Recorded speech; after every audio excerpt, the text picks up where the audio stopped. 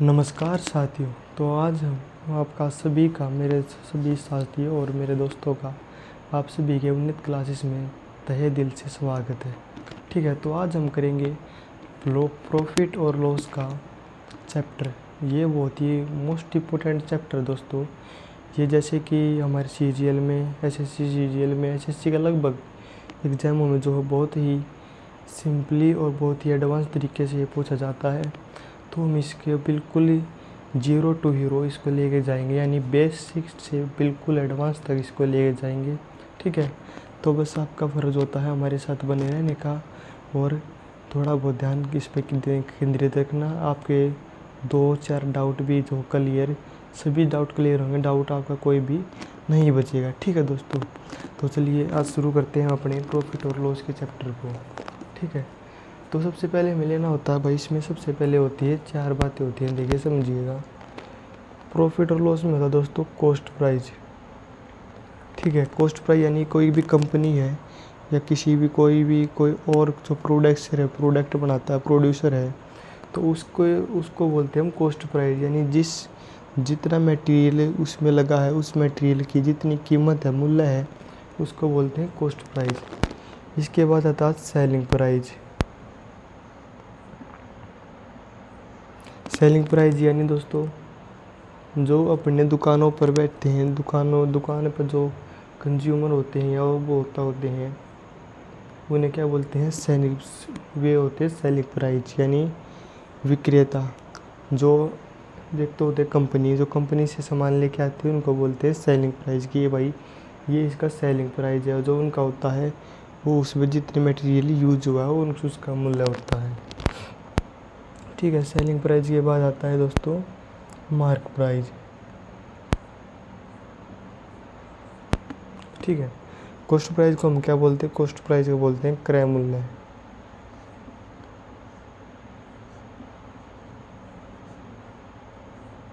ठीक है दोस्तों, सेलिंग प्राइस को क्या बोलते हैं हम, सेलिंग प्राइस को बोलते हैं विक्रय मूल्य।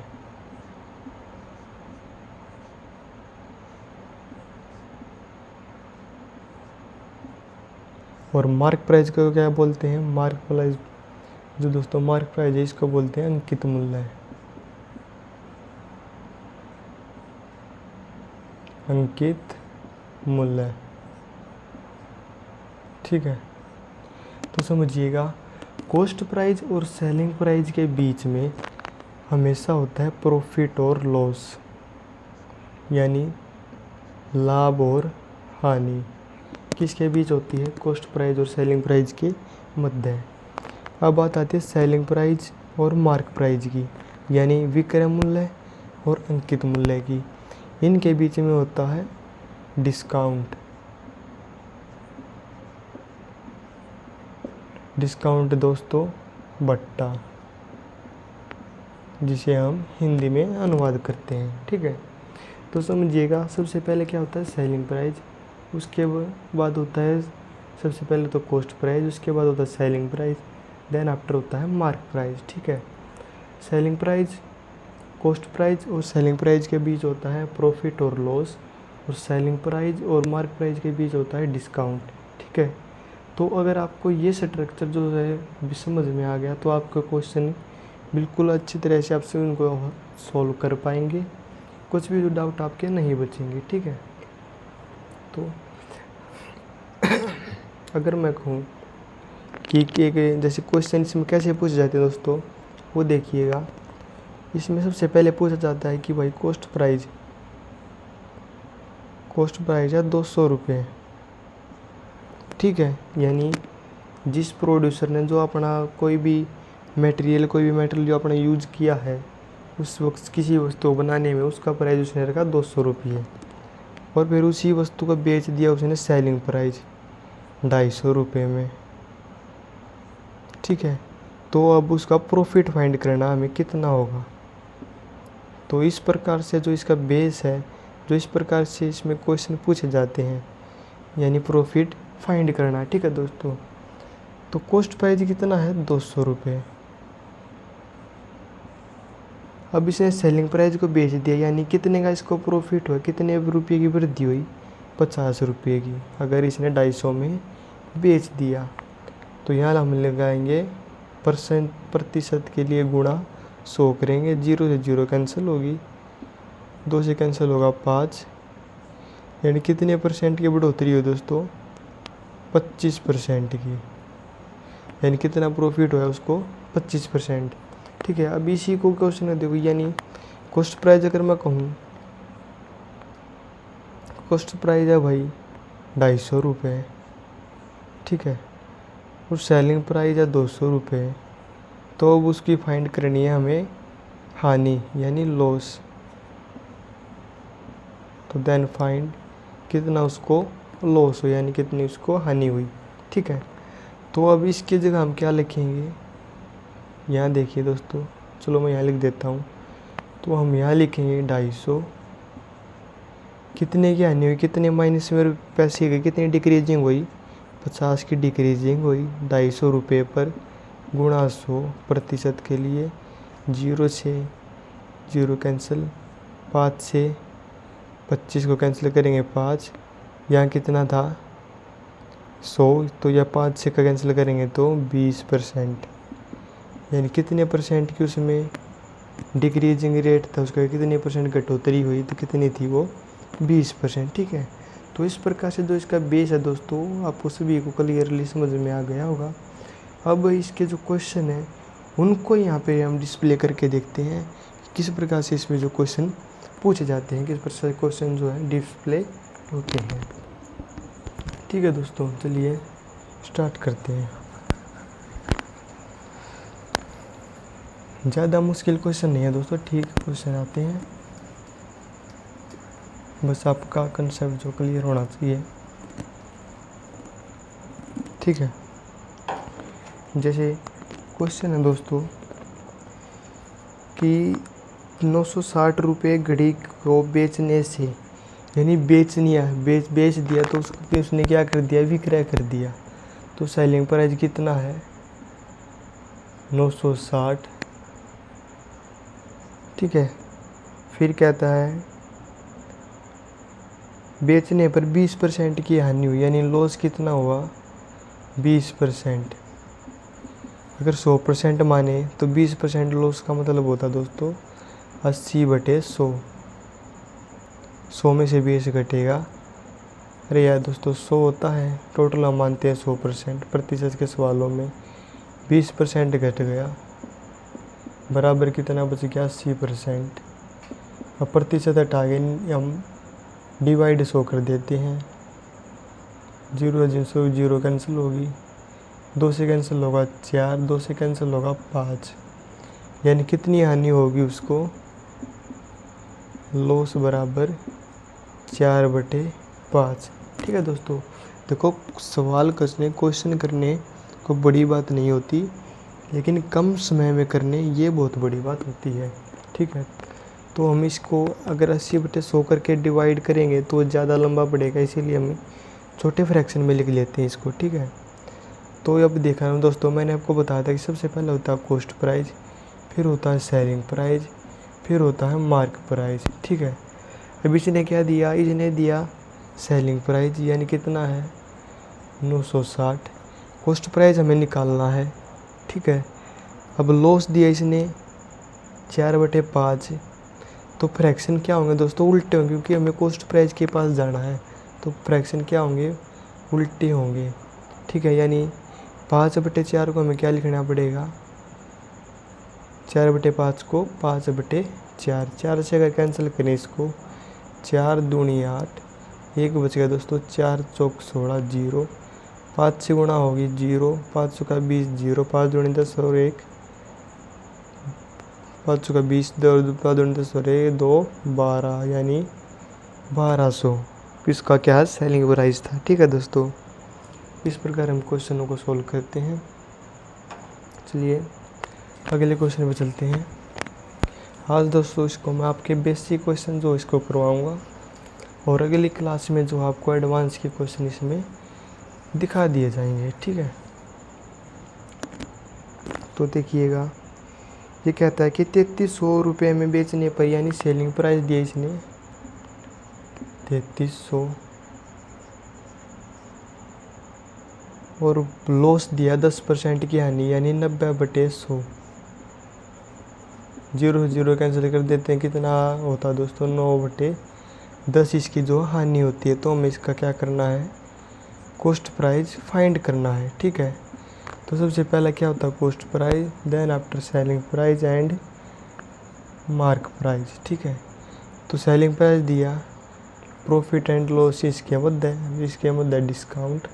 तो फ्रैक्शन जो है उल्टे लगाएंगे, तो यहाँ क्या लिखेंगे 10/9। 9 से कैंसिल होगा, सॉरी दोस्तों किसी ने कहा कि 10% का लाभ होता है, इसको यहाँ पे लिख लें 10% का प्रॉफिट। ठीक है, 10% का प्रॉफिट यानी 110/100। 0 0 कैंसिल कर देंगे, यहाँ कितना हो जाएगा 11/10। ठीक है, सेलिंग प्राइस अपने पास 3300, फ्रैक्शन उल्टे लेंगे तो 10/11। 11 से कैंसिल करेंगे 3, तो कॉस्ट प्राइस कितना आ गया 3000। ठीक है दोस्तों, इस प्रकार जो आप इसके क्वेश्चनों को आसानी से सोल्व कर सकते हैं। देखिए नेक्स्ट क्वेश्चन देखिएगा, बेसिक क्वेश्चन है दोस्तों आज ये आपके सामने बिल्कुल। ये कहता है कि रमन है एक टेलीविज़न जो है 960 रुपये में बेचने से राम को 960 रुपये बेचने पर, यानी सेलिंग प्राइस देशने 9600। ठीक है, बेचने से राम को 20% की हानि हुई, लॉस प्रतिशत हो या 20% की हानि का मतलब दोस्तों 80% या 80% का मतलब 80/100। तो हम यहाँ लिख देते हैं 4/5। ठीक है, तो इसने पूछा कि उसने कितने रुपए में ख़रीदा था, यानी कॉस्ट प्राइस।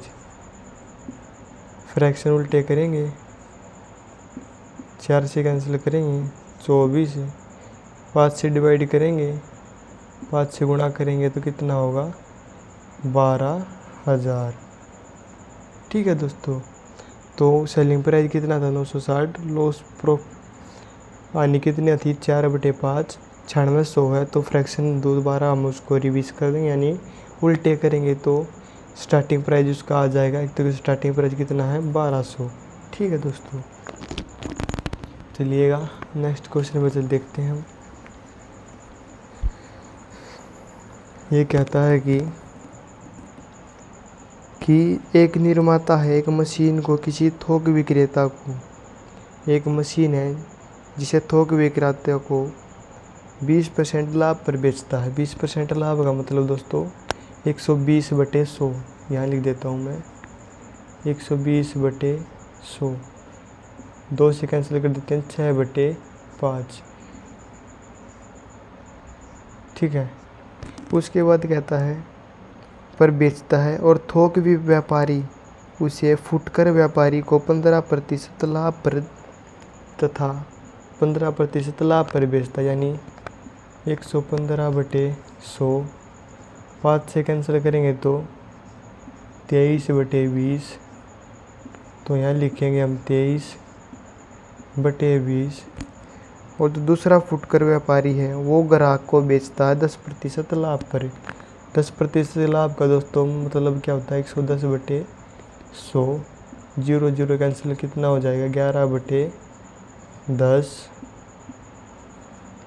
उसके बाद कहता है ये लाभ पर 75/90 यानी 7590 रुपये में बेचता है। तो निर्माता के लिए मशीन का लागत मूल्य ज्ञात करें, यानी कॉस्ट प्राइस जो हमें डिफाइन करना है। ठीक है, तो फ्रैक्शन से भी क्या लगाएंगे, हम उल्टे लगाएंगे। 75 यहाँ लिखेंगे 90। उसके बाद फ्रैक्शन इसके उल्टे होंगे तो कितना हो जाएगा 5/6। इसके उल्टे होंगे तो कितना हो जाएगा 20/23। इसके लिए उल्टे करेंगे तो कितना हो जाएगा 10/11। ठीक है, सो 11 से हम कैंसिल करते हैं इसको, 11 6 66 बच गया 9, 11 99 बच गई 0, 23 से हम इसको कैंसिल करने की कोशिश करें तो 23 दिया 69 यानी 30, 6 से कैंसिल होगा 5, तो अब ये हमारे पास बच गया 5 गुणा में 20 गुणा में 10, 5 गुणा 5 25, 25 गुणा 2 20, 25 गुणा 20 यानी 500, 500 गुणा 10 यानी 5000। तो स्टार्टिंग प्राइस उसका कितना था 5000। ठीक है दोस्तों, इस प्रकार से जो अगर उसने ज़्यादा फ्रैक्शन हमारे द्वारा लगाए जाते हैं तो हम इसको इस प्रकार से सोल्व कर सकते हैं। ठीक है, चलिएगा अगले क्वेश्चन की ओर चलते हैं। बेसिक क्वेश्चन दोस्तों, आज ये कोई हार्ड नहीं है, जिसकी सेकंड या थर्ड क्लास में मैं आपको बहुत अच्छे क्वेश्चन करवाऊँगा। इसके लिए आप बने रहिएगा हमारे साथ। ये कहता है कि अरविंद ने भाई 500 रुपये खरीद कर 20% लाभ पर श्याम को बेच दिया। यानी अरविंद है जिसने एक रेडियो 500 रुपये में खरीद कर, यानी सेलिंग प्राइस दिया जो अरविंद के रेडियो का था कितना 500 रुपये, जिसे बेचकर अरविंद ने 20% लाभ को श्याम पर बेच दिया, यानी प्रॉफिट ले लिया 20% का। मतलब दोस्तों 120/100 यानी 6/5। ठीक है, फिर कह रहा है कि श्याम ने 20% हानि पर मोहन को बेच दिया, तो ज्ञात कीजिए कि मोहन ने रेडियो को कितने रुपये में खरीदा था। ठीक है, ध्यान देखिए दोस्तों, तो हम देखें कॉस्ट प्राइस अगर 500 रुपये है सेलिंग प्राइस, कॉस्ट प्राइस का इसका हम निकालने की कोशिश करें दोस्तों, फ्रैक्शन क्या करेंगे उल्टे करेंगे। तो यहाँ लिखिएगा 5/6। तो उसके बाद कहता है कि जो श्याम ने 20% हानि पर मोहन को बेच दिया, 20% हानि पर यानी 80/100 का मतलब 4/5। तो फ्रैक्शन जो उल्टे हो जाएंगे 5/4। अगर 4 से कैंसिल करने की कोशिश करें इसको 25×5 125। ठीक है दोस्तों, ये थोड़ा गलत आएगा दोस्तों, हम दूसरी तरह से देखते हैं इसको, देखिएगा।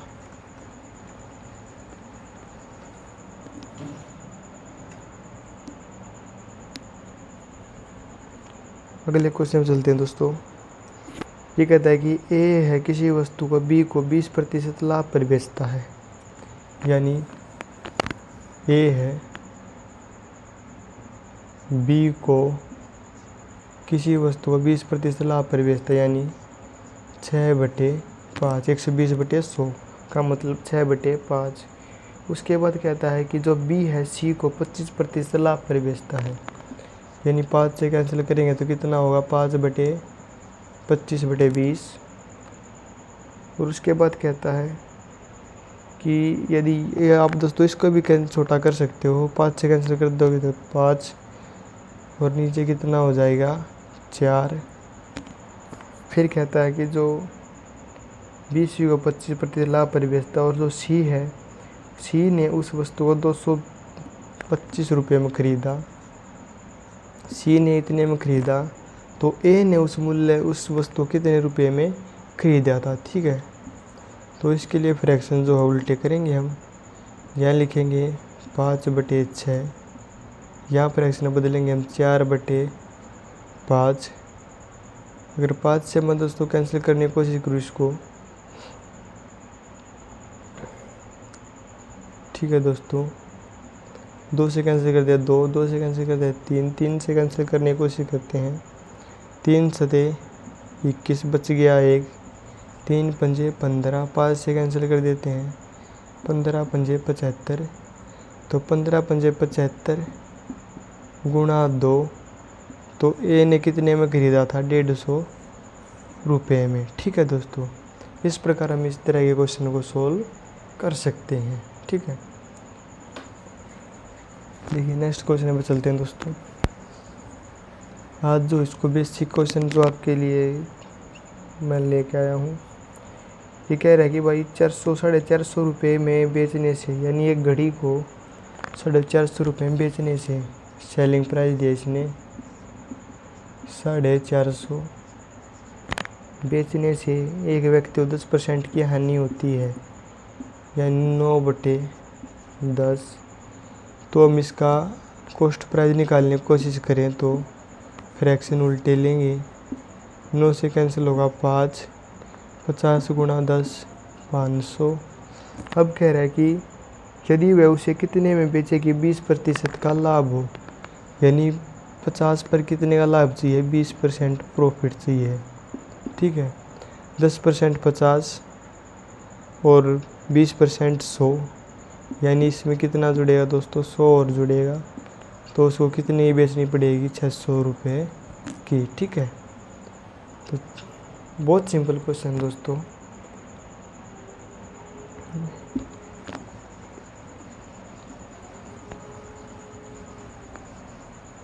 देखिए दोस्तों, मैं एक और क्वेश्चन करता हूँ आपके सामने। ये कहता है किसी वस्तु को 240 रुपये में बेच कर, यानी सेलिंग प्राइस है 240 रुपये, बेच कर एक व्यापारी को 20% की हानि होती है। 20% मतलब 4/5, तो 5/4, 4 से कैंसिल करेंगे 6, कितना हो जाएगा 300। उसके बाद कह रहा है कि यदि कितने में बेचेगी, इस पर 25% प्रॉफिट हो। ठीक है, 25% आता है दोस्तों, 25% का मतलब होता है 1/4 बराबर होता है 25%। ठीक है, तो 1/4 मतलब 4 गुना होगा 300, यानी 4 को हम डिवाइड करेंगे, 300 को डिवाइड करेंगे 4 से। ठीक है, तो 25 दिया 75, इसमें 75 और जोड़ने पड़ेंगे हमें, तो कितना हो जाएगा 375। ठीक है दोस्तों, इस प्रकार जो हम इस क्वेश्चन को सोल्व कर सकते हैं।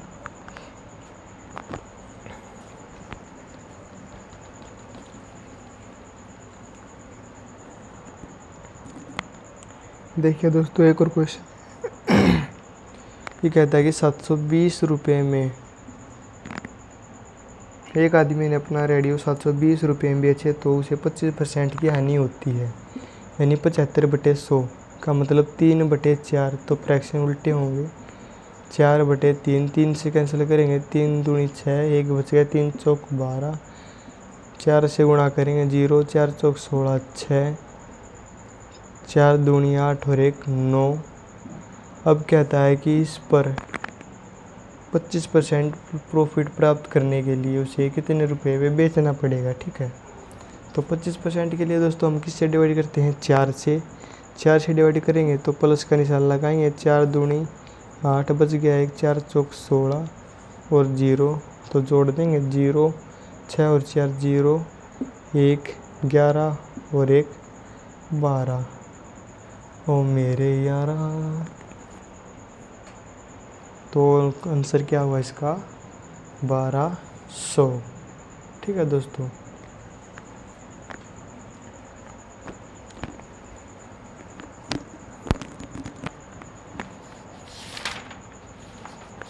बहुत आसान क्वेश्चन दोस्तों। ये एक लास्ट क्वेश्चन देखें हम दोस्तों आज की क्लास का।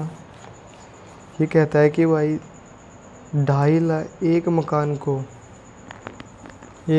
को 2.5 लाख रुपए में बेचने पर, यानी सेलिंग प्राइस दिया इसने 2,25,000। ठीक है, पर बेचने पर उसे लॉस हुआ 25% का, मतलब 75/100, कैंसिल करेंगे 3/4। ठीक है, तो इसको हम कॉस्ट प्राइस निकाल सकते हैं। अगर सेलिंग प्राइस और लॉस दिया तो कॉस्ट प्राइस आ जाएगा। तो यहाँ लिखेंगे 2 2 5 000, फ्रैक्शन करेंगे उल्टे, 4/3, 3 से कैंसिल होगा, 3 7 21, 3 5 15। आप 4 से गुणा करते हैं इसको, 4 5 20, 4 7 28 और 30। ठीक है, अब इसके बाद कहता है कि उस व्यक्ति ने इस घर को, यदि वह व्यक्ति इस घर को 3,60,000 में बेचता तो उसे कितने रुपये का प्रॉफिट होता। ठीक है, तो इसकी वैल्यू कितनी है 3 लाख, बेचने की कह रहा है 60,000 फालतू की। ठीक है,